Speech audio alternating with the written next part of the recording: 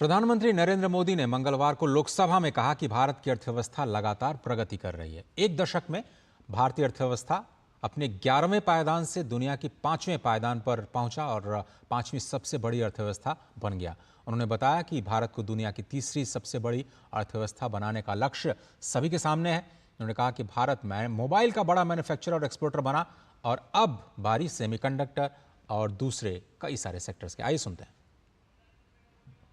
भारत की इकोनॉमी को 10 साल के अल्पकाल में हम 10 नंबर से इकोनॉमी को 5 नंबर पे ले गए। अब हम नेक्स्ट लेवल पर जाने के लिए जिस गति से निकले हैं, अब हम देश की इकोनॉमी को नंबर 3 पर ले जाएंगे। 10 सालों में हमने भारत को मोबाइल फोन का बड़ा मैन्युफैक्चरर बना दिया। भारत को मोबाइल फोन का बड़ा एक्सपोर्टर बना दिया। अब यही काम इस हमारे टेन्योर में सेमीकंडक्टर और अन्य सेक्टर्स में हम करने जा रहे हैं। दुनिया के महत्वपूर्ण कामों में जो चिप्स काम में आएगी, वो चिप्स मेरे भारत की मिट्टी में तैयार हुई होगी। मेरे भारत के नौजवानों की बुद्धि का परिणाम होगा, मेरे भारत के नौजवानों के परिश्रम का परिणाम होगा। ये विश्वास हमारे भीतर है। और क्या है भारत का सेमीकंडक्टर मिशन, समझने के लिए आकाश त्रिपाठी जी जुड़ रहे हैं, जो कि सीईओ हैं इंडिया सेमीकंडक्टर मिशन के। आकाश जी, आपका बहुत बहुत धन्यवाद वक्त निकालने के लिए। और डिजिटल इंडिया के एक बहुत ही महत्वपूर्ण कड़ी के रूप में सेमीकॉन मिशन की हमने शुरुआत की थी करीब $1 बिलियन के इन्वेस्टमेंट के साथ। क्या कुछ मिशन है, सबसे पहले वहीं से शुरुआत करते हैं, फिर हम डिटेल्स पे आते हैं सर। देखिए, सेमीकंडक्टर एक बहुत स्ट्रेटेजिक सेक्टर है, आपको पता ही है। और अभी जो जियोपॉलिटिकल सिचुएशन चल रही है, उसमें भारत एक बहुत ट्रस्टेड पार्टनर के रूप में इस ग्लोबल सप्लाई चेन में उभर कर सामने आ रहा है। इसमें जो पॉलिसी है जिसके अंतर्गत इंडिया सेमीकंडक्टर मिशन बनाया गया है, इस पॉलिसी में हम हर तरह के सेमीकंडक्टर की जो मैन्युफैक्चरिंग के अलग अलग सेक्टर्स होते हैं, उनको सपोर्ट कर रहे हैं। पहली बार हम एक पारी पासु सपोर्ट दे रहे हैं, क्योंकि ये बहुत केपेक्स इंटेंसिव सेक्टर है और इसको प्रमोट करने के लिए केपेक्स में पारी पासु सपोर्ट की व्यवस्था इस स्कीम में की गई है। इसमें हम सेमीकंडक्टर फैब्स को सपोर्ट कर रहे हैं, डिस्प्ले फैब्स को सपोर्ट कर रहे हैं। इसके अलावा कंपाउंड सेमीकंडक्टर जो होता है, सिलिकॉन कार्बाइड या गैलियम नाइट्राइड जैसे, उनकी फैब को सपोर्ट कर रहे हैं। और साथ साथ पैकेजिंग जो ओसेट और एटीएम की प्लांट्स होते हैं उनको, और इसके अलावा जो सेंसर फैब, जो मेम्स फैब होती हैं, उनके लिए भी हमने इसमें सपोर्ट रखा है। ये टोटल इस मिशन का आउटले जो है अभी लगभग $10 बिलियन है, 76,000 करोड़ रुपए है। इसके अंतर्गत अभी तक हम लोग 4 प्रोजेक्ट्स को स्वीकृति दे चुके हैं। सर, ये जो पूरा मिशन है उसमें जो पॉलिसीज़ हैं, हम ये समझना चाहते हैं कि केंद्र सरकार की ओर से तो आपने एक मिशन ज़रूर बनाया, राज्य सरकारों की क्या भूमिका है, उनके साथ कैसे आप कदम ताल करके चलेंगे, क्योंकि शायद इम्प्लीमेंटेशन जो होना है स्टेट गवर्नमेंट्स में होना है। आपने बताया कि गुजरात और आसाम में हमने शुरुआत की है, 4 बड़े प्रोजेक्ट्स को मंजूरी भी मिली है। तो कैसे दोनों तरह की जो पॉलिसीज़ हैं राज्य और केंद्र के स्तर पर, वो एक साथ चलेंगी? ये बहुत इंपॉर्टेंट बात है। इसमें स्टेट्स की भी भागीदारी बहुत ज़रूरी है।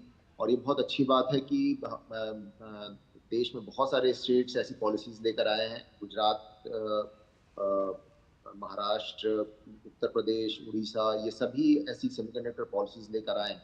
जैसा मैंने बताया कि हम प्रोजेक्ट्स के लिए 50% पारी पासु सपोर्ट सेंट्रल गवर्नमेंट से दे रहे हैं इंडिया सेमीकंडक्टर मिशन के अंतर्गत। इन स्टेट्स ने अपनी जो पॉलिसीज बनाई है, उसमें 20 से लेकर 25% तक का सपोर्ट ये अपनी पॉलिसी के तहत दे रहे हैं, सो दैट ये जो प्रोजेक्ट्स हैं, इनमें कैपेक्स के लिए प्रॉपर इन्वेस्टमेंट किया जा सके। इसके साथ साथ इंफ्रास्ट्रक्चर एक बहुत बड़ा पहलू होता है किसी भी सेमीकंडक्टर सेक्टर के विकास के लिए।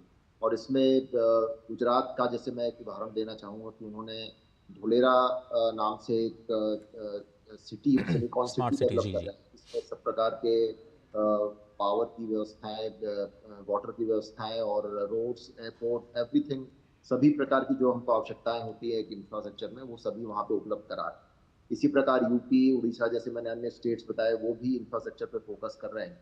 तो कुल मिलाकर ये एक जॉइंट इनिशिएटिव है जिस सेंट्रल गवर्नमेंट का है, लेकिन स्टेट गवर्नमेंट्स का भी हमको बहुत अच्छा सपोर्ट इसमें मिला। लेकिन इस पूरे मिशन में जो आपने बताया सर 76,000 करोड़ रुपए खर्च होने हैं, उसकी टाइमलाइन क्या है और क्या आप लोगों ने ये इस पूरे प्रोग्राम में तय किया है कि कितना हिस्सा किस चीज़ के लिए जाएगा? मिसाल के तौर पर हार्डवेयर के लिए या फिर फैब्रिकेशन के लिए, कुछ उसमें डिमार्केशन हुआ है सर? देखिए, मिशन में जो 76,000 करोड़ रुपए हैं, उसमें से 1,000 करोड़ रुपए हमने रखे हैं डीएलआई करके एक स्कीम है जिसका नाम है डिजाइन लिंक्ड इंसेंटिव, क्योंकि हम स्टार्टअप के थ्रू डिजाइन को भी सेमीकंडक्टर सेक्टर में प्रमोट करना चाहते हैं। इसके अलावा हमारा ही एक सेमीकंडक्टर लेबोरेटरी है जो 80 से हमारे देश में है, उसको हम लोग मॉडर्नाइज कर रहे हैं। वहाँ एक नई प्रोडक्शन लाइन भी डालने का काम कर रहे हैं ताकि वो R&D के क्षेत्र में एक बेहतर काम कर सकें। और इसके अलावा शेष जो 65,000 करोड़ रुपए हैं वो सेमीकंडक्टर प्रोजेक्ट्स के लिए हैं।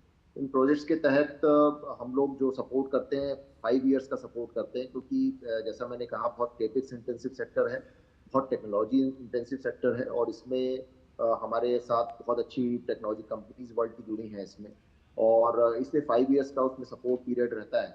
और अभी जो हमने प्रोजेक्ट सैंक्शन किए हैं 4 प्रोजेक्ट्स, उनमें लगभग 59,000 करोड़ का इंसेंटिव हमने अभी तक सैंक्शन किया है। सर अगर हम देखें तो इस वक्त जो कंपटीशन है चिप मैन्युफैक्चरिंग, उसमें Taiwan, south Korea, Japan, China, बड़े सिंगापुर भी उसमें शामिल है। ये जो बड़े देश हैं, क्या वहाँ की कंपनियों के साथ हम कोलैबोरेट करने की स्ट्रेटजी पे काम कर रहे हैं, या फिर हम इंडिया की कंपनियों को, क्योंकि हम डिज़ाइन में एक्सेल करते हैं, तो यहाँ पर उनको मैन्युफैक्चरिंग में सपोर्ट देकर के एक इंडियन कंपनी लेड इकोसिस्टम बनाने का प्रयास कर रहे हैं, या फिर दोनों रणनीति एक साथ चल रही है? देखिए, जैसा मैंने कहा, टेक्नोलॉजी के लिए हमको इन कंपनीज के साथ कोलैबोरेट करना होगा। जैसे टाटा का जो सेमीकंडक्टर फैब धुलेरा में आना है, जो स्वीकृत हुआ है, जिस पे काम चालू हुआ है, इसमें ताइवान की एक बड़ी सेमीकंडक्टर फाउंड्री कंपनी है TSMC, वो उनकी टेक्नोलॉजी पार्टनर है, वो टेक्नोलॉजी प्रोवाइड कर रही है। माइक्रॉन जो है वो US की कंपनी है जो टेक्नोलॉजी भी ला रही है और इन्वेस्टमेंट भी कर रही है। इसके अलावा हमारे यहाँ जो CG पावर है, उसने एक बहुत अच्छी जापानीज कंपनी जिसका नाम है रेनेसांस, उसके साथ टेक्नोलॉजिकल कोलैबोरेशन किया है। ये एक मिली जुली रणनीति है जिसके तहत हम अपने इंडियन कंपनीज को भी बढ़ावा दे रहे हैं, वो लीड कर रही है, लेकिन डेफिनेटली टेक्नोलॉजी में इनिशियल लेवल पे वो पार्टनरशिप कर रही है जी। टॉप कंपनीज के साथ सेमीकंडक्टर सेक्टर की। पैकेजिंग में जो टाटा का प्रोजेक्ट आ रहा है असम में, उसमें वो पूरी तरीके से इंडिजिनस डेवलपमेंट टेक्नोलॉजी का जो कर रही हैं अपने वेमिकल फैसिलिटी में, उन टेक्नोलॉजी पे वो बेस्ड होगा, तो उसको आप कह सकते हैं कि कंप्लीटली मेक इन इंडिया होगा। तो हमारी स्ट्रेटजी ये है कि हम पहले इनिशियली टेक्नोलॉजी सेक्टर में उन टेक्नोलॉजी को पार्टनरशिप के थ्रू लेकर आए और उसके बाद पूरी तरीके से आत्मनिर्भर। आकाश सर, बहुत धन्यवाद। वक्त मेरे पास इतना ही है और आपने कहा कि हम आत्मनिर्भर बनने की कोशिश कर रहे हैं। स्ट्रैटेजी यही है कि हम भारत को एक सेमीकंडक्टर हब के रूप में बनाएं। बहुत धन्यवाद आपका वक्त निकालने के लिए, इकोनॉमी टुडे में जुड़ने के लिए। और शेयर